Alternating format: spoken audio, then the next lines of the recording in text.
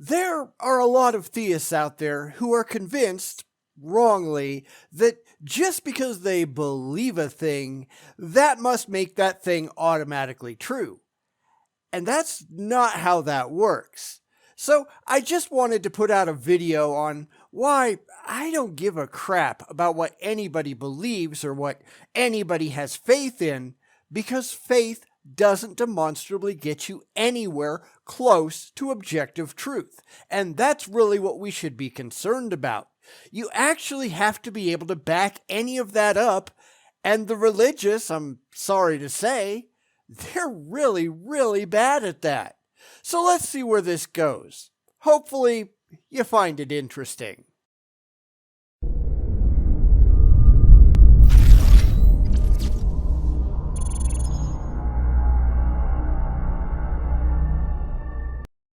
This is going to be a pretty short video, I figure, because I just have to get this off my chest. I get a lot of theists and unfortunately some atheists posting that the religious have absolutely no obligation to prove anything to anyone for any reason, and we just have to accept their faith as it stands. And my answer to that is no. No, we don't. Not for a second. Faith is the excuse that the religious give themselves for believing things that they cannot legitimately back up with logic, reason, or evidence. Now, I can't stop you from believing it. You can do whatever you want to do in the privacy of your own head, but when you come to me and you tell me that you ought to be respected because you've got this emotional drivel running between your ears, I'm going to tell you that you're wrong. Because I don't care what you believe. I care what you can prove. And this is why. Now, this video came about because, as I said, a lot of theists have tried this over the years. Quite a few of them pretty recently. But we want to believe it. Okay, but I don't care what you want. I don't care if you really, really want your imaginary friend to exist. That doesn't make it real, and the only thing that this channel exists for is to evaluate claims rationally and evidentially and see if they stand up to the cold, harsh light of reason. Unfortunately for the religious, that never happens. Now, I will admit that the overwhelming majority of videos that we go after around here, they aren't, shall we say, impressive. I've had people ask why in the world I went after that video because it was such ridiculously low-hanging fruit, and I always have to respond that there just aren't any better videos out there. There just aren't. It doesn't matter what apologist you look at, fundamentally, they're all doing the exact same thing. It's faith over facts and emotions over evidence, and so long as that's the case, as it undeniably is, then we're not going to get anything better.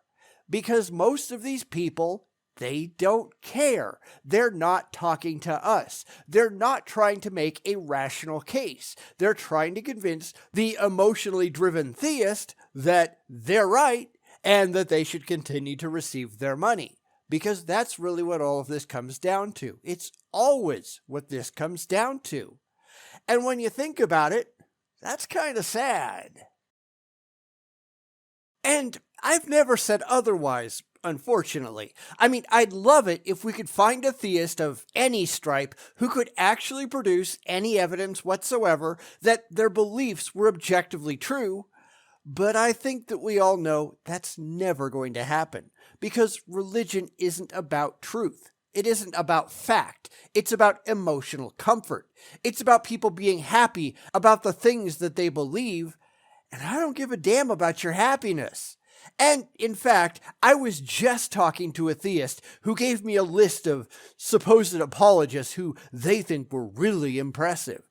And they provided people like John MacArthur, Mike Winger, Billy Ingram, J.D. Farag, Jack Hibbs, Chuck Smith, and Chuck Missler, among others, most of whom I have read, and I was not impressed. In fact, somebody else suggested that I go take a look at a autobiography that was written by Peter Van Inwagen, who wrote this thing that was supposedly really impressive.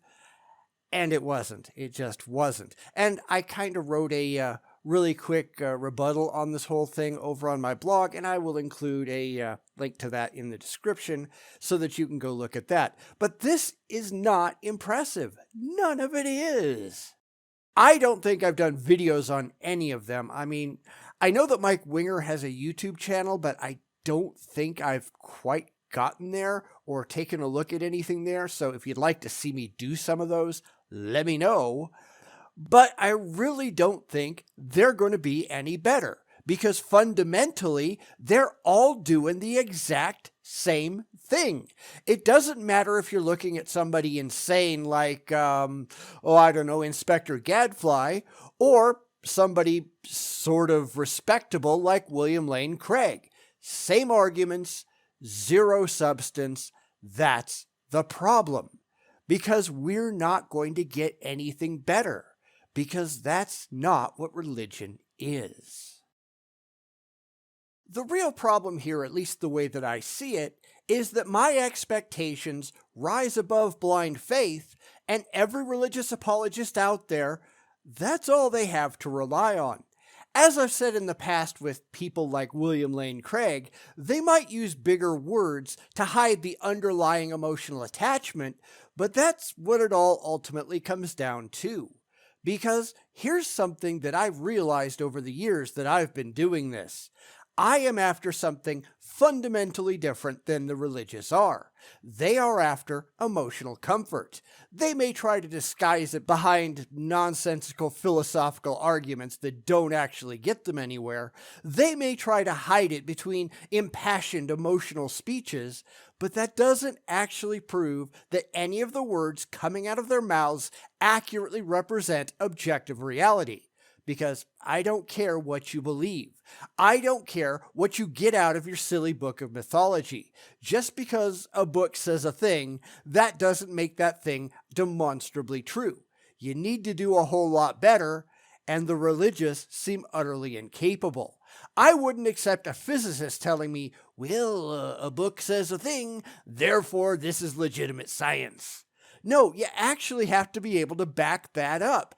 I don't care what your book says. I care what the science says. I care what the evidence says. And if you can't show me the science and the evidence, your book is irrelevant. You need to be able to show your work. I want to see your experimental data and your mathematics that show me that your work is reasonable. And that's why we don't accept faith from science, and we shouldn't accept faith from anyone on any subject ever. Anyone can have faith in anything, no matter how absurd it is. It's when you can show that it's actually credible that you gain legitimacy, and the religious, they simply can't do that. So here's an example of that, only because it came along quite recently. Well, I mean, recently as I write this, not when it premieres in a couple of months, because there's always that big lag time in there, but you know what I mean. I'm sure a lot of you remember the Islamic video I did a while back, suggested by viewer Mufflahoon. Well, he changed his name to Servant Sailor, don't ask me why, but he still hasn't changed his tune. So he suggested a video to me that was supposed to prove Islam. He said, this will prove it to you. Great, fine. I looked at it. It didn't. My video response was called What Made Allah? If you want to go look that up, you can do that. I'm sure a lot of you have already seen it and know what I'm talking about. Anyway, he had a choice to present any video that he wanted, any video at all. I gave him carte blanche to just pick one, and I would look at it. And this is what he picked. He chose to provide a video made for children, and it just didn't fare well. It failed for the same reason that all other religious videos do. It was filled with lots of empty claims, lots of blind faith, no evidence of any kind for any of it, because they don't have any evidence, period. It was all essentially story time. Well, here's what we believe. But I don't care what you believe. I care what you can demonstrate is objectively true, and none of them can actually do that. It's why we all had a good laugh at the bald assertions and then we all just moved on. Immediately thereafter, though, Servant Sailor, he tried to suggest another video because this one would prove Islam to me. Really, it would. And I'm sure we've all seen that kind of thing before. The theist who will just say, here's my best argument. And then you look at that argument and it completely falls apart. And then they go, well, here's another argument and another and another and another. Because they don't actually have any good arguments. They can't just say, hey, I guess I've got nothing because the best that I could possibly present actually failed. So let's go into it understanding that. I took a look at this new video and it wasn't any better. I didn't make it, but yeah, it wouldn't have fared well. It was filled with the exact same kind of empty claims, blind faith, and entirely wishful thinking. I don't care what your book says until you've proven that your book is demonstrably accurate and trustworthy. Just because you like it, that doesn't mean it's true. I don't care what your beliefs say until you can back them up in some kind of objectively verifiable way. What you've got going on in your head doesn't impress me until you can show that it applies demonstrably to the real world that we all share, and none of these people can do that. So, Servant Sailor has just taken to sniping a couple of times here and there from the sidelines because he can't actually prove anything of substance. He just sits there and questions my conclusion while never actually saying anything demonstrable to back up any of his claims. And that's hardly a surprise, and if he thinks that bothers me, yeah, he's got another thing coming. In fact, my response is usually, dude, you're the one with the imaginary friend. You're the one who needs to come up to my level because I'm sure the hell not going to go down to yours. I've described the standards that I follow very clearly, and apparently he, like all other theists, he just doesn't like them. And I don't care if you don't like them because that's what I'm following. You're certainly welcome to dispute the standards all you like, and we can have a rational discussion. But you'd actually have to explain why you need a second set of standards to apply only to your religion just because your imaginary friend can't meet the ones we already have. And of course, nobody ever tries to do that. They just throw around insults and stomp off in a huff. So, this latest time, back on a video called Does Islam Have Evidence? Just in case you want to play along, he challenged me again and I gave him a chance to actually demonstrate any of his claims. You know, put up or shut up. And of course, he runs away because he can't put up. And I suspect he'll return at some point in the future because these people never admit to their errors. But he's failed once again to say anything at all of substance, and I don't suspect that he cares. You don't actually have to present a video for me to look at. If you have a case to be made, go ahead and make it. The comments are there for a reason. Go ahead and use them if you'd like to make an argument, and we'll have a discussion.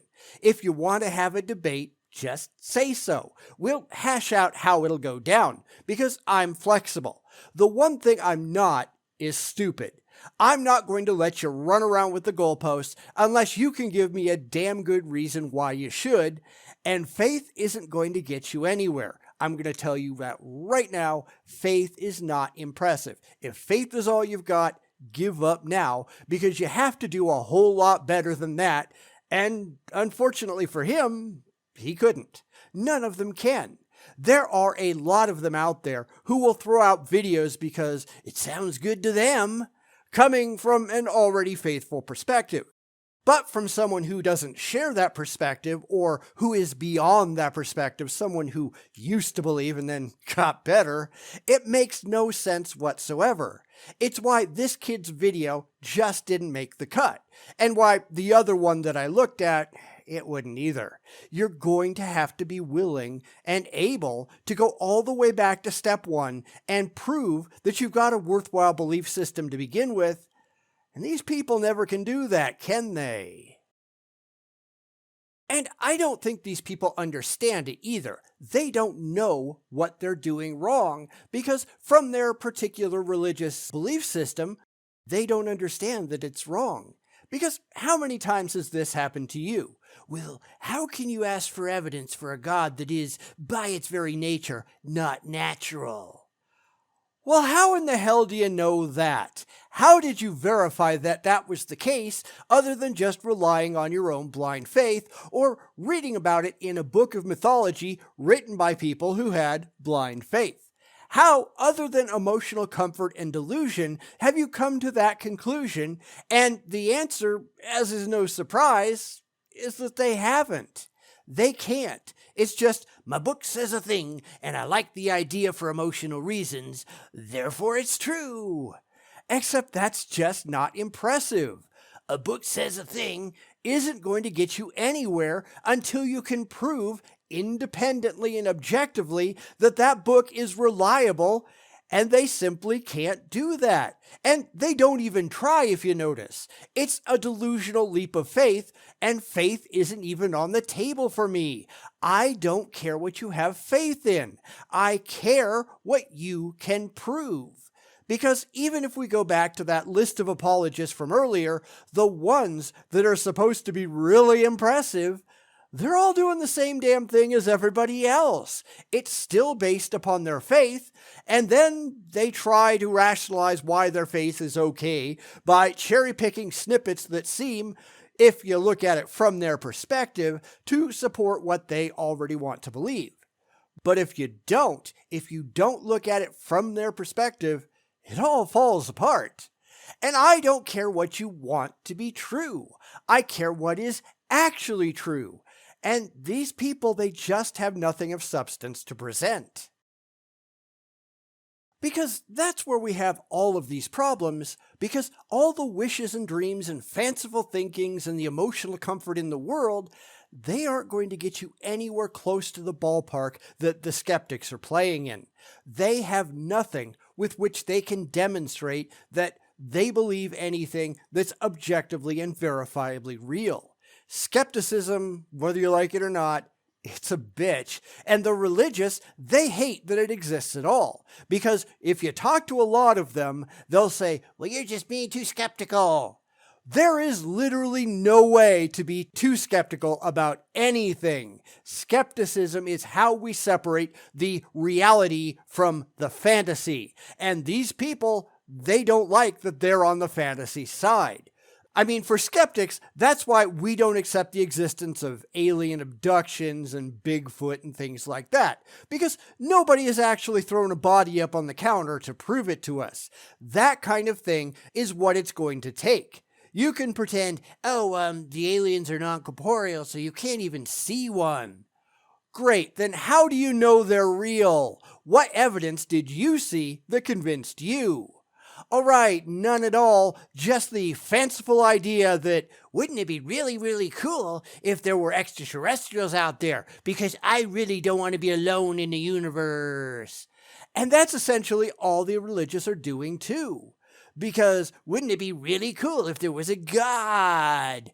We wouldn't have to think very hard because God is a placeholder that answers all of our questions. Except you can't prove that God is real, and we can just make up anything to fill the same position. Invisible, intangible, universe-creating pixies. It doesn't matter, make something up. None of it actually gets you anywhere demonstrably useful. It's an emotional crutch, not a demonstrable fact. And where I know the religious would reject the pixies out of hand, they can't figure out that I reject their imaginary friends for the exact same reason. Because there is no evidence that it's real. It's why none of the discussions ever get anywhere, because they're not on the same standard of rationality that we are. They don't care. And I think a lot of them know that they don't care, because if you talk to a lot of them, there's a whole lot of emotional nonsense going on that they're perfectly fine to embrace. But it doesn't actually make any sense.